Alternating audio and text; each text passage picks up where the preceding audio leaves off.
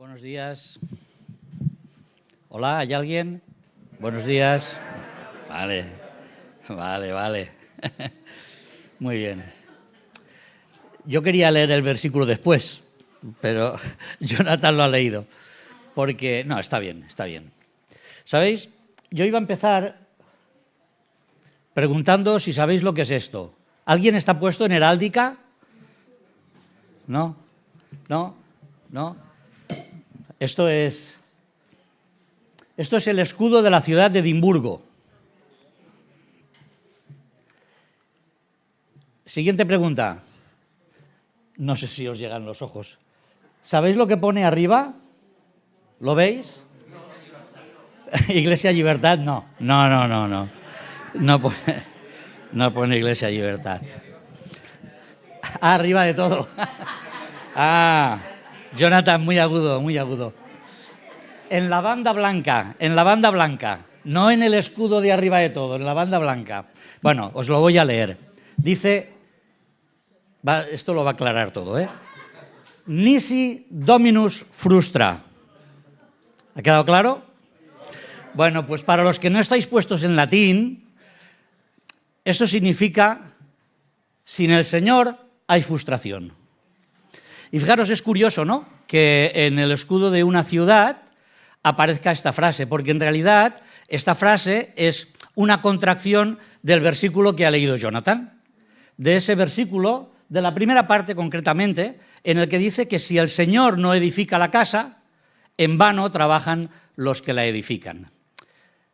Es decir, al final, si el Señor no está detrás de aquello que nosotros nos ponemos a hacer, lo que hay es frustración, que es lo que dice el lema. Ese es el lema de la ciudad, Sin el Señor hay frustración. Así que este es el versículo sobre el que yo os quiero comentar esta mañana. Es muy curioso, porque, bueno, no sé si es la palabra adecuada, pero este versículo o esta frase o esta parte del versículo, la verdad es que hace mucho tiempo que es recurrente en mis reflexiones particulares, ¿no? Si el Señor no está, si el Señor no hace, ¿qué sentido tiene lo que hacemos los demás, ¿no? Pero hace unos meses, creo que fue en el mes de junio, asistimos a la graduación de Jonathan en IFSTE.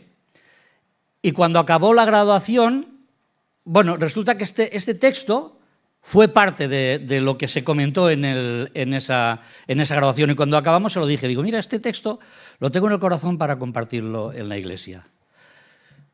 Pero ahí no acabó todo. El último día de escuela dominical, cuando clausuramos la escuela dominical, Alba predicó sobre este salmo y empezó diciendo estas palabras que son las que hay en el versículo, ¿no? Y cuando acabó le dije, Alba, yo, que ya sabía que tenía que predicar hoy y que ya sabía que tenía este texto en mente, le dije, voy a predicar sobre el mismo versículo. Claro, lo que pasa es que ella predicó sobre todo el Salmo y yo me voy a limitar a este versículo. Pero todavía no acaba todo ahí. El domingo pasado, no sé cuántos de vosotros aquí seguís las notas diarias de la Unión Bíblica como fuente de devocional, pues si alguno de vosotros sigue las notas diarias, el domingo pasado meditábamos en el Salmo 127. O sea, fijaros cómo, de alguna manera, bueno, el Señor a mí por lo menos me lleva a reflexionar sobre esto, ¿no? Sobre este texto. La verdad es que en la Biblia, a lo largo de todas las Escrituras, hay muchas referencias a nuestra vida individual, o a la vida de iglesia, haciendo referencias a la edificación, al edificio. Solo un par de versículos o un par de referencias. Fijaros, el Señor Jesús dijo en cierta ocasión, en un momento muy importante, cuando Pedro hizo una declaración de quién era Él, de quién era Jesús, el Señor dijo, sobre esta piedra, es decir, sobre aquello que Pedro había dicho, sobre esta piedra edificaré mi iglesia. Es más, en algunas de sus enseñanzas el Señor hizo la comparación de lo importante que es a la hora de edificar, edificar sobre un material sólido, sobre la roca. Y el Señor está hablando aquí de la vida de cada uno, ¿no? Quien no edifica sobre una roca, bueno, pues está edificando sobre la arena y tiene sus consecuencias, ¿no? El apóstol Pedro, en una de sus cartas, también escribió que vosotros, nosotros, los receptores de la carta, cada uno de los que estamos aquí, somos piedras vivas y somos edificados como casa espiritual. Y claro, Pablo no podía ser menos. Pablo en cierta ocasión dijo que somos edificados sobre el fundamento de los apóstoles. Así que, con esto en mente, con esta idea de que para el Señor es importante utilizar este ejemplo, ¿no?, de la edificación para acercarnos al pensamiento de cómo crecemos en nuestra vida o cómo crecemos como iglesia, es que quiero compartir con vosotros esto, ¿no? Porque realmente cuando iniciamos un proyecto, Jonathan decía que el mes de septiembre es un mes que empiezan muchas cosas, ¿no? Bueno, pues a lo mejor sí, pero hay ciertos momentos en la vida en que pensamos, en que iniciamos proyectos, en que pasan cosas a nuestro alrededor que nos hacen reflexionar. Bueno, es importante que tengamos en mente esta sentencia del Señor, este consejo del Señor que llega hasta nosotros. Si el Señor no edifica la casa, en vano trabajan los que la edifican. Vano es aquello que al final no sirve para nada. Pero yo diría más, es necesario que podamos disfrutar del aval de Dios para cualquiera de nuestras edificaciones. Ese sería el primer pensamiento que yo creo que es evidente y que viene a nuestra mente cuando pensamos en esto, ¿no?, en este versículo. Sin el aval de Dios no hay proyecto de construcción viable. Podemos hacer lo que sea, pero si el Señor no edifica, lo que hacemos no sirve para nada. O puede desembocar en frustración, como dice el lema de Edimburgo. El contexto del versículo, bueno, es la construcción del templo de Jerusalén, pero hay otros contextos que podrían estar ahí, pero creo que no nos interesa tanto para la reflexión de esta mañana, creo que no nos interesa tanto el contexto que tenemos, porque no quiero hacer una predicación expositiva, sino quiero reflexionar sobre este concepto, ¿no?, el concepto de edificar con el Señor. Cuando decimos que sin el aval de Dios no hay proyecto de construcción posible, estamos diciendo que en realidad el proyecto que nosotros queramos desarrollar particularmente, individualmente en nuestra vida o como iglesia, en realidad no es nuestro. Porque no somos nosotros los que finalmente edificamos. Sí, claro que somos los que edificamos, pero necesitamos el aval del Señor para que esto suceda. Porque cuando edificamos solo por nuestra cuenta, aparte de que hay frustración, como hemos leído en el lema y como vemos en el versículo, aparte de que hay frustración, podemos estar mostrando realmente arrogancia por nuestra parte. Cuando queremos ser nosotros los que hacemos la obra, los que tenemos el proyecto y los que construimos, seguramente se vería mucha arrogancia en nuestra propia vida. Y como ejemplo, vamos a tomar bastantes ejemplos de las Escrituras, de diferentes partes de las Escrituras para apoyar la reflexión de esta mañana. No sé si recordáis, seguro que sí, recordáis un momento en la historia antigua, cuando los hombres se juntan y dicen, vamos a construir una torre que nos dé nombre.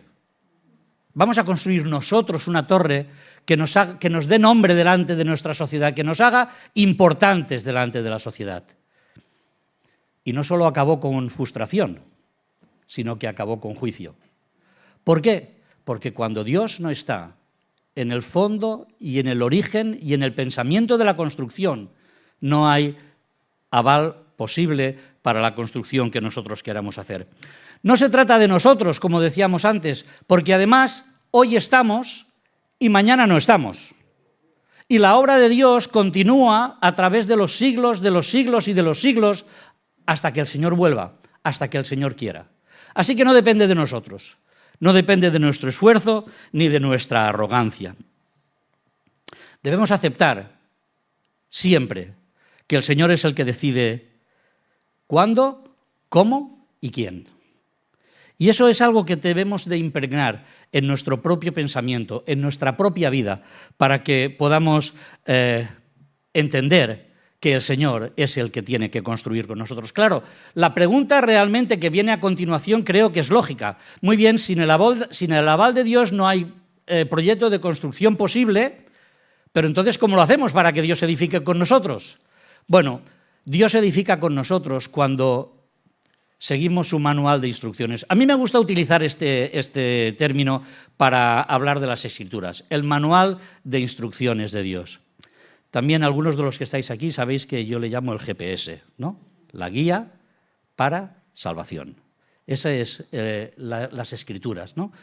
Pues necesitamos que el Señor edifique con nosotros cuando somos capaces de utilizar su manual de instrucciones para hacer la obra que Él pone delante de nosotros. Y en la Biblia encontramos muestras de edificadores que edificaron siguiendo el manual de Dios. Y de ellos vamos a intentar tomar ejemplo esta mañana para nuestra reflexión. La verdad es que Dios construye, pero construye con nosotros. O sea, no quiere decir, el versículo no quiere decir que Dios lo hace todo.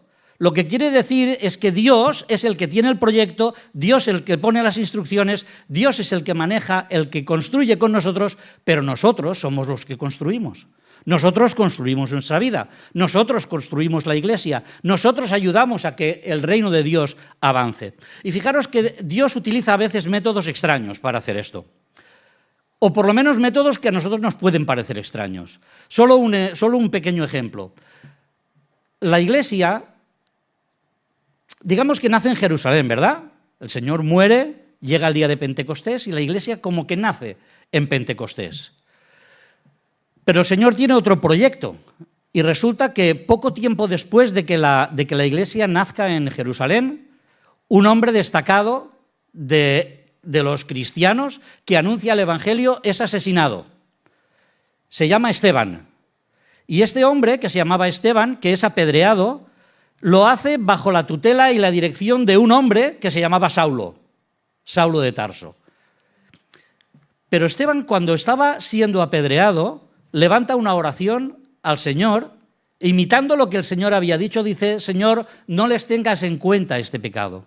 Así que Esteban ora por aquellos que le están apedreando y ora por el propio Saulo que está dirigiendo aquella operación.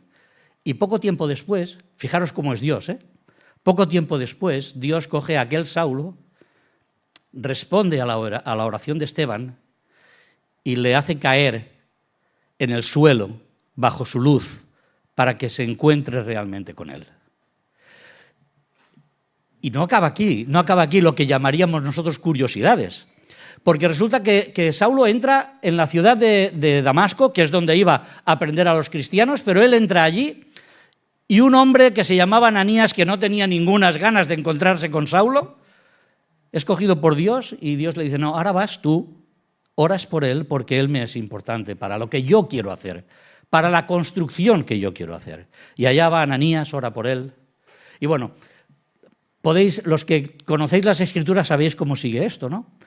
Saulo es utilizado por Dios, pero Dios coge y el centro neurálgico de la evangelización, que hasta aquel momento estaba en Jerusalén, lo traslada y se lo lleva a otro sitio. Porque no era su proyecto Jerusalén, su proyecto era Antioquía. Y desde allí envía a sus misioneros al mundo, y cuando están anunciando el Evangelio, Dios les dice: no, por aquí no. ¿Recordáis aquel texto, no? El Espíritu les prohibió hablar la palabra en Asia. No, por aquí no, os necesito en otro sitio, mi proyecto está en otro lugar. Así que Dios construye de una manera extraña, pero lo hace con nosotros. Lo hace con nosotros siempre y cuando nosotros estemos dispuestos a seguir su manual de instrucciones. Y su manual de instrucciones está en la palabra de Dios, evidentemente, ya os lo he comentado antes, ¿no?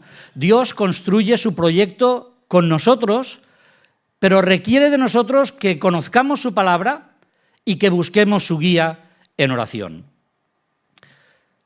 Las grandes construcciones, o las pequeñas construcciones, es igual, que encontramos en las Escrituras, vienen avaladas todas porque se han seguido las instrucciones de Dios.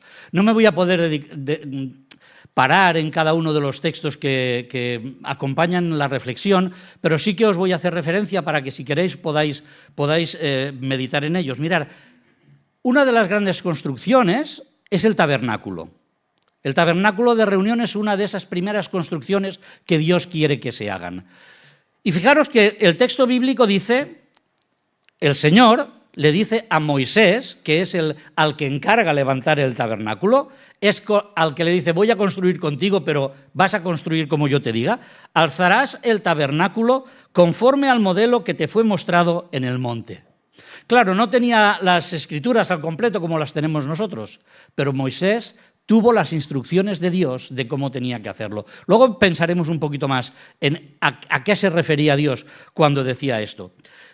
El mismo Salomón construyó siguiendo las instrucciones de su padre David, que a su vez le dijo, todas estas cosas, dijo David, me fueron trazadas por la mano de Jehová, que me hizo entender todas las obras del diseño.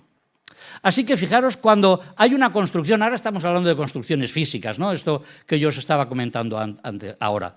Pero al final, cuando nosotros queremos construir nuestra propia vida, cuando nosotros queremos construir la Iglesia, no nos queda más remedio que acudir a la palabra de Dios para encontrar la guía de cómo debemos de construir. Porque el desconocimiento de la palabra nos puede hacer construir, pero nos puede hacer construir según nuestros propios criterios, según los pensamientos en boga que hayan en un momento determinado.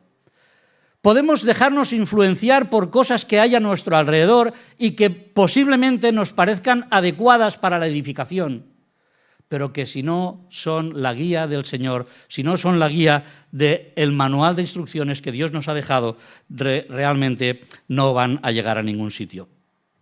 Por eso es importante tener en cuenta toda la palabra de Dios. Por eso es importante conocer la palabra de Dios. Un pequeño detalle o una cuestión, a lo mejor no es el mejor ejemplo que os podría poner, pero seguramente lo entenderéis.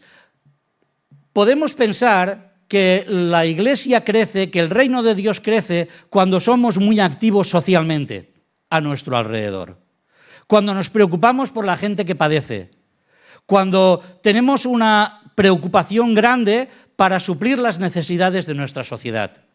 Y todo eso es bueno. No estoy diciendo que no lo sea. Todo eso es verdad.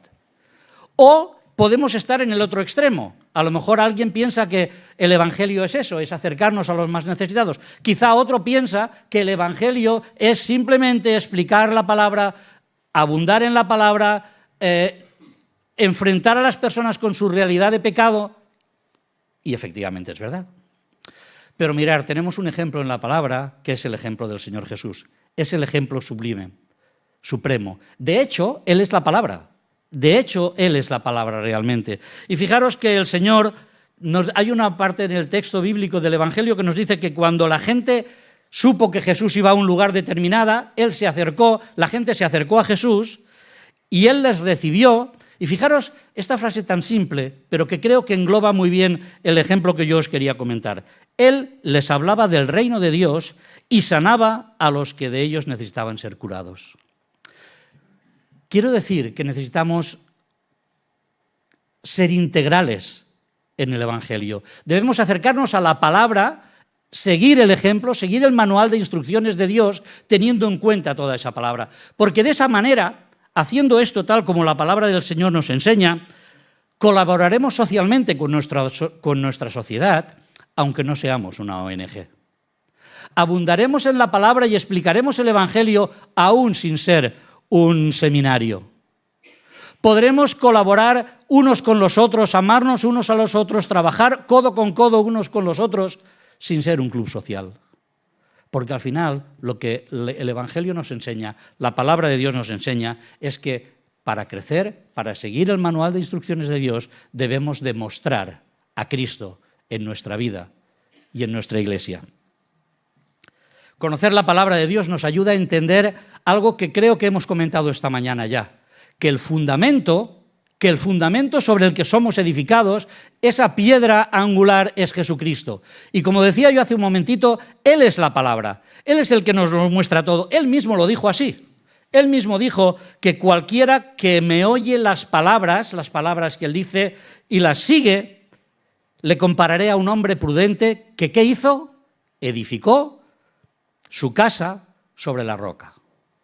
Así que nuestra visión está en Jesucristo, que es la base de la construcción. Nuestra visión está en la palabra de Dios, que nos da el sentido de cómo debemos de construir. Finalmente, los apóstoles, los primeros cristianos, cuando leemos Hechos de los Apóstoles, no les vemos predicando unas formas nuevas de culto, no les vemos predicando las bondades de esa iglesia que nacía, les vemos predicando a Jesucristo, explicando su obra, su muerte y su resurrección para que los corazones fuesen cambiados. Finalmente, el objetivo de la palabra es que conozcamos a Cristo. La palabra nos da modelo y guía para la construcción. Pero yo decía que también es la oración lo que nos ayuda a crecer, porque la oración es milagrosa. Y es milagrosa en muchos sentidos. Pero uno que a mí me toca especialmente es que la oración nos pone en línea con el pensamiento de Dios. A lo mejor Dios no contesta lo que nosotros queremos, pero a nosotros nos pone en línea con su respuesta. Él nos ayuda a que podamos entender realmente lo que Él ha buscado, lo que Él dice en su palabra, que tiene que ser la base y el fundamento y la línea de nuestra construcción. Hay dos momentos en los que el Señor Jesús hace una oración que tiene una parte muy significativa. Una es cuando explica a sus discípulos lo que nosotros conocemos como la oración modelo. Y fijaros que el Señor enseña a sus discípulos a pedir: hágase tu voluntad. Claro que abrimos nuestro corazón delante de Dios para pedirle lo que nosotros creemos que necesitamos o lo que nos gustaría, pero finalmente el centro de la oración es: hágase tu voluntad. Es: Dios, permíteme estar alineado con tu voluntad, con lo que tú piensas, para que yo pueda construir según el modelo que tú tienes para mí. Y hay otro momento en que el Señor utiliza esta expresión. Y eso es un ejemplo extraordinario. Porque cuando Jesús está en Getsemaní, dice: si es posible, pase de mí esta copa. ¿Veis? Señor, esto es lo que yo necesito, esto es lo que yo quiero, esto es lo que yo creo que me hace falta. Pero en todo caso, lo que se tiene que cumplir es tu voluntad. Hágase tu voluntad. La palabra de Dios nos da modelo, nos da guía para la construcción, y la oración nos pone en línea con la voluntad de Dios. No me quiero alargar demasiado porque tengo algún punto más. Así que edificar con el Señor, buscar que el Señor edifique con nosotros, significa usar los materiales que Él ha puesto a nuestro alcance, los materiales que Él ha indicado. Y esto puede sonar un poquito raro, pero tengo que volver otra vez a tomar ejemplos materiales de lo que la palabra de Dios nos dice. Mirad, he dicho que no iba a leer, pero no me va a quedar más remedio que hacer alguna referencia. Mirad, en Éxodo, perdón, a ver si encuentro el texto. En Éxodo capítulo 26, lo podéis leer en casa, es un texto, capítulo 26, es un capítulo en el que el Señor le explica a Moisés cómo debe construir el templo. Pero fijaros, algunas referencias. En el versículo 6 le dice que harás 50 corchetes de oro. Dice, tienes que utilizar oro para la construcción. En el versículo 7 le dice que deberá utilizar pelo de cabra para las cubiertas. En el versículo 14 le dice que hará una tienda de pieles de carnero, que los teñirá de rojo y que la cubierta será de pieles de tejones. En el versículo 15 le dice que utilizará madera de acacia para construirlo. Y en el versículo 19, por ejemplo, estoy tomando versículos salteados, si os leéis el capítulo veréis que hay más referencias. En el versículo 19 dice que harás bases para las columnas de plata.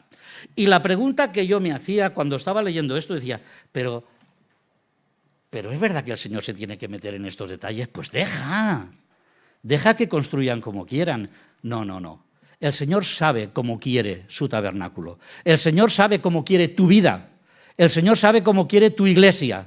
Y por eso Él dice qué debes utilizar para construir aquello que Él quiere. Y y hay materiales generales que el Señor pone a nuestro alcance. Versículo en 2 de Pedro, capítulo 1, por ejemplo, dice: fe, virtud, conocimiento, dominio propio, paciencia, piedad, afecto fraternal, amor. Todo eso es el material que Dios quiere que utilicemos para construir nuestra vida y para construir su iglesia. Pero luego, además, esos son materiales generales para todos, ¿eh? Pero luego el Señor, además, pone a nuestro alcance cuestiones particulares y a cada uno de nosotros nos da dones. Y esos dones son los materiales preciosos que el Señor pone a tu alcance, a mi alcance, para que construyamos nuestra vida, para que construyamos la vida de nuestros hermanos, para que construyamos su iglesia y para que colaboremos en el crecimiento del pueblo de Dios. Dios edifica con nosotros cuando utilizamos esos materiales y cuando esos dones que el Señor nos ha dado somos capaces de utilizarlos con humildad, con sabiduría y con constancia, pensando que no son nuestros, pensando que el Señor nos los ha dado para que nosotros los podamos compartir. Porque en la sabiduría de Dios, el ingeniero que conoce perfectamente qué es lo que quiere construir, sabe qué es lo que tú necesitas y sabe qué es lo que necesitan tus hermanos y tus hermanas y sabe qué es lo que necesita su pueblo para crecer y para ir adelante. Mirad, llegado a este punto en mi reflexión, todavía que me quedan un par de reflexiones más, pero cuando llegué aquí, me escribí una frase para mí mismo, pero que creo que es bueno reflexionar en ella. Mirad, escribí: si edificas según tu obra, si edificas según tu proyecto, si edificas solo con tus materiales, no esperes que Dios construya contigo, porque no lo necesitas. Te consideras autosuficiente. Me gustaría que esto fuese una de esas reflexiones que quedase en nuestra cabeza. No somos nosotros, no es nuestro proyecto, no son nuestros materiales, son los materiales de Dios para su pueblo, para sus hijos y para su iglesia. Para construir con el proyecto de Dios se requiere reconocer y colaborar con las personas que el Señor ha escogido. También puede ser curioso, ¿no?, que pensemos en esta realidad. Os tengo que leer otro texto. Y me vais a perdonar si la lectura de los textos se nos hace un poquito más largo el sermón, pero creo que es importante. Mirad, 3 versículos solo. Esdras capítulo 3, versículo 8. La escena que tenemos aquí detrás es que el pueblo ha regresado del exilio, han levantado las murallas, tienen que levantar el templo, luego hablaremos también un poquito de esto, tienen que levantar el templo porque el templo está medio en ruinas y fijaros lo que pasa. Dice: en el año segundo de su venida a la casa de Dios en Jerusalén, en el mes segundo comenzaron Zorobabel, hijo de Salatiel, Jesúa, hijo de Josadac, y los otros sus hermanos, los sacerdotes y los levitas, y todos los que habían venido de la cautividad a Jerusalén, y pusieron a los levitas de 20 años arriba para que activasen la obra de la casa de Jehová. Jesúa, también sus hijos y sus hermanos, Cadmiel y sus hijos, hijos de Judá, como un solo hombre, asistían para activar. ¿Habéis escuchado? Asistían para activar a los que hacían la obra en la casa de Dios, junto con los hijos de Nadab, sus hijos y sus hermanos levitas. Escuchad. Y cuando los albañiles del templo de Jehová echaban los cimientos, pusieron a los sacerdotes vestidos de sus ropas y con trompetas, y a los levitas, hijos de Asaf, con címbalos, para que alabasen a Jehová, según la ordenanza de David, rey de Israel. No sé si habéis visto lo que hay aquí, pero aquí lo que hay es alguien que dirige una edificación, que pone a personas que animen a la construcción, que sean subdirectores de esa construcción. Encontramos albañiles, que son los que levantan la obra, y encontramos al grupo de alabanza cantando mientras los otros están poniendo ladrillos. ¿Os dais cuenta? ¿Qué quiere decir esto? Lo que quiere decir es que Dios escoge a quién va a utilizar en cada momento en su obra, en cada lugar en su obra. Luego Pablo esto lo explica de una manera magistral cuando habla del cuerpo y de las partes del cuerpo, y dice que cada uno formamos parte de ese cuerpo y que todos juntos somos los que formamos el cuerpo, y que una parte del cuerpo no puede decir que no es cuerpo porque es otra cosa. La nariz no puede decir que no es cuerpo porque no es ojo, o el pie porque no es mano. Formamos parte del cuerpo que Dios ha establecido y tal como Dios lo ha establecido. Porque Pablo acaba diciendo en este capítulo maravilloso que habla de los dones, dice: Dios ha colocado los miembros, cada uno de ellos, en el cuerpo como Él quiso. Así que, si queremos construir con Dios, si queremos que Dios construya con nosotros, no nos queda más remedio que reconocer y colaborar con las personas que Dios ha puesto en cada lugar. Podríamos irnos también al tabernáculo, es sorprendente, pero si nos vamos al tabernáculo, en el capítulo 31, ahí también es muy curioso. Le dice Dios a Moisés: mira, yo he llamado por nombre a Bezaleel, hijo de Uri, hijo de Ur, de la tribu de Judá, y lo he llenado del Espíritu de Dios en sabiduría y en inteligencia, en ciencia y en todo arte, para inventar diseños, para trabajar en oro, en plata y en bronce, y en el artificio de piedras, para engastarlas, y en el artificio de madera, para trabajar en toda clase de labor. Y aquí he puesto con él unos nombres muy raros que vienen a continuación, da igual. ¿Sabéis qué quiere decir? ¿Qué pasa? Que en el pueblo no había más gente capaz de diseñar, no había gente capaz de hacer esas obras primorosas que necesitaba el templo, o el tabernáculo en este caso. Pues claro que los había. Pero Dios había escogido a aquellas personas para que fuesen los que estuvieron al frente de la construcción. Como Dios te ha escogido a ti para que estés en el lugar en el que Él te ha puesto. No en otro, en el lugar en el que Él te ha puesto. Y eso significa que si quieres que el Señor construya contigo, tienes que reconocer lo que te toca y lo que le toca a tu hermano o a tu hermana, para que todos juntos podamos construir ese templo. Es Dios quien dirige. Siempre es Dios quien dirige. El proyecto es suyo, la obra es suya. Él es quien dirige, y unos hacemos un trabajo y otros hacemos otro. Unos artistas y otros obreros, pero al final todos actuando tal como Dios quiere, para que su iglesia crezca, para que su reino se expanda y para que nosotros individualmente podamos consagrarnos y crecer también. Dios pone a sus colaboradores en el lugar de la misión y, lo que es más importante, los capacita para ello. Dios, a quien llama, capacita. No lo dudes. No dudes nunca que el Señor, si te ha dado un ministerio, si te ha dado una misión y te rindes humildemente delante de su proyecto y delante de y eres obediente a Él, Dios te capacita para hacer aquello para lo que Él te ha llamado. El último punto que quiero compartir con vosotros es que para construir con el proyecto de Dios se requiere estar atentos a los imprevistos. ¡Ay, los imprevistos! Los imprevistos que llegan cuando menos te lo esperas. Los imprevistos que llegan y te hacen duro el camino. ¿Cómo afrontamos eso? ¿Cómo afrontamos los imprevistos? Mirad, construimos juntos y juntos tenemos que afrontar los imprevistos que aparecen en nuestro camino. Antes de seguir, dejadme decir algo. Los imprevistos son imprevistos para ti y para mí, pero nunca lo son para Dios.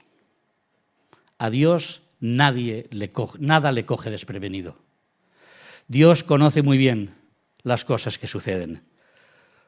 Por lo tanto, aquí de lo que se trata es de saber cómo afrontamos los imprevistos, cómo nos enfrentamos a ellos. Dos ejemplos quiero compartir con vosotros sobre este punto, para que tomemos reflexión, para que pensemos en ello, para que nos examinemos a nosotros mismos y sepamos cómo afrontamos los imprevistos que aparecen en nuestra vida. Uno está en el libro de Esdras, otra vez, ese libro que hemos leído, pero no lo voy a leer, os lo voy a explicar simplemente. Se ponen a construir el templo y se acercan los vecinos de los países vecinos, las tribus de alrededor, y les amenazan. Amenazan a los que están construyendo el templo.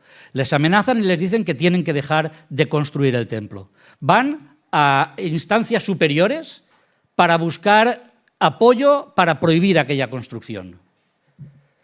Y el pueblo de Dios, que había venido del exilio con entusiasmo, que había venido del exilio con riquezas, tenía los materiales, tenía la gente, tenía las personas que Dios había establecido, pero ante el ataque imprevisto de quienes les rodeaban, ¿sabéis qué hacen? Paran de construir. 17 años. 17 años parada la construcción del templo porque los imprevistos que habían sucedido habían superado la fuerza de aquellos que estaban construyendo. Podemos afrontar los imprevistos de esta manera, parando aquello que tenemos que hacer, parando aquello que el Señor ha puesto para nosotros. Otro ejemplo diferente, del que ya hemos hecho algún comentario esta mañana. El apóstol Pablo, con su equipo de misioneros, está predicando el Evangelio y no sabemos cómo, no sabemos por qué, no sabemos de qué manera. Pablo dice, el Espíritu nos prohibió predicar la palabra en Asia. No me preguntéis, no lo sabemos. Pero lo que sí que sabemos es que aquel imprevisto que se produjo en su vida se afrontó de una manera totalmente diferente a la que la habían afrontado los compatriotas de Esdras en la antigüedad. Porque dice que finalmente fueron a Troas y dice que allí en Troas tuvieron una visión. Y lo que dicen Hechos de los Apóstoles es extraordinario. Dice, tal como Pablo vio la visión, nos dirigimos al lugar al que el Señor nos llevaba. ¿Veis? Otra manera de afrontar los imprevistos. Esa manera que nos hace buscar la voluntad de Dios. Porque, como he dicho antes, para Dios no hay imprevistos. No son imprevistos las cosas que nos suceden a nosotros. No son casualidades que suceden en la vida. Debemos afrontar esas situaciones difíciles en ocasiones, porque pueden ser personales, pueden ser imprevistos personales, pueden ser imprevistos de iglesia, pueden ser imprevistos de familia, pueden ser muchas cosas. Pero los imprevistos que suceden en nuestra vida nunca lo son para Dios. Porque en realidad lo que hacen los imprevistos, si somos honestos, si nos acercamos al Señor para escuchar su dirección, para buscar su proyecto, para buscar sus materiales, para buscar las personas a las que debemos de imitar en aquellas cosas que el Señor ha puesto delante de nosotros, si somos honestos con nosotros mismos, nos daremos cuenta que los imprevistos sirven para que nosotros seamos conscientes de nuestras propias limitaciones. Eso les pasó a los compatriotas de Esdras. Fueron conscientes de sus limitaciones. No podemos hacer frente a estos enemigos, pero se equivocaban. Realmente se equivocaban, porque 17 años después, cuando fueron impulsados por los hombres que Dios había puesto para reconstruir, para poner de nuevo en marcha aquella obra que habían parado, se dieron cuenta que quien estaba con ellos era más poderoso que sus enemigos. Así que, cuando hay un imprevisto, nosotros podemos ser conscientes de nuestras limitaciones. Pero en esa conciencia, ponernos al lado de Dios para que Él sea quien dirija, quien tome las riendas y que nos enseñe el camino a hacer. O también pueden ser imprevistos que tienen que ver con algo que necesitamos corregir en nuestra vida. Quizá algo no está funcionando correctamente en nosotros. Y tienen que aparecer los imprevistos para que reflexionemos y para que el Señor nos dé ese toquecillo que necesitamos para volvernos a colocar en el camino y en la obra y en la construcción que Él quiere. Si ese es el caso, no despreciemos la corrección de Dios, porque la corrección de Dios siempre tiene el objetivo de levantarnos y de hacernos crecer como personas, como individuos y como iglesia y como pueblo. Y aquí lo vamos a dejar. Os voy a dejar con las conclusiones que ya hemos visto, como recordatorio del resumen de lo que en esta mañana podemos aprender, ¿no? Dios edifica con nosotros cuando nuestro proyecto es su proyecto. La palabra de Dios es el modelo a seguir. Encontramos ahí el modelo y la oración nos pone en línea con el proyecto de Dios. Nuestros dones son herramientas que Dios pone en nuestras manos para que hagamos la construcción tal como Él quiere, en el momento que Él quiere y como Él quiere en todas las circunstancias. Y Dios pone a nuestro alrededor colaboradores, a nosotros mismos nos pone como colaboradores para hacer su obra. Mirad, estaba pensando en esto, precisamente, y pensaba en la manera en que nosotros somos influencia para otros, otros son influencia para nosotros. Y esto es importante, pensar en esta realidad, porque los colaboradores que Dios ha puesto en cada lugar sirven para que la obra tire adelante. Y mirar, hay personas que son influyentes y que tienen buena influencia sobre el pueblo de Dios. Y ahora estoy pensando, por ejemplo, en Nehemías. Nehemías fue un hombre de oración, un hombre que ante el proyecto que se ponía delante de él, se puso delante de Dios en oración para que Dios guiase lo que tenía que hacer. Oró antes de hablar con el rey para pedir permiso para volver. Oró cuando estaba hablando con el rey. Si os leéis el capítulo 2 de Nehemías, ahí lo encontraréis. Oró cuando estaba hablando con el rey para que el Señor dirigiese aquella conversación. Y cuando llegó a Jerusalén, se paseó solo por el lugar que había que reconstruir. Y cuando ya se había paseado solo, entonces cogió a las personas que él creyó que debían ser los que influenciarían al pueblo con el objetivo de influenciarles a ellos. Y él les explicó lo que el Señor le había puesto en el corazón. Y esa influencia que Nehemías puso en aquellas personas pusieron en otros y el muro, la muralla de Jerusalén se construyó de una manera rapidísima, porque unos influenciaron correctamente y otros se dejaron influenciar correctamente. La pregunta es, en este caso, cuando nosotros pensamos en los colaboradores que Dios ha puesto a nuestro lado o a nosotros mismos, la pregunta es, ¿influenciamos correctamente a quien tenemos al lado? Si es que tenemos la capacidad de influir. O si tenemos que ser influenciados, ¿somos influenciados correctamente? ¿Aceptamos la influencia de lo que Dios pone a nuestro lado?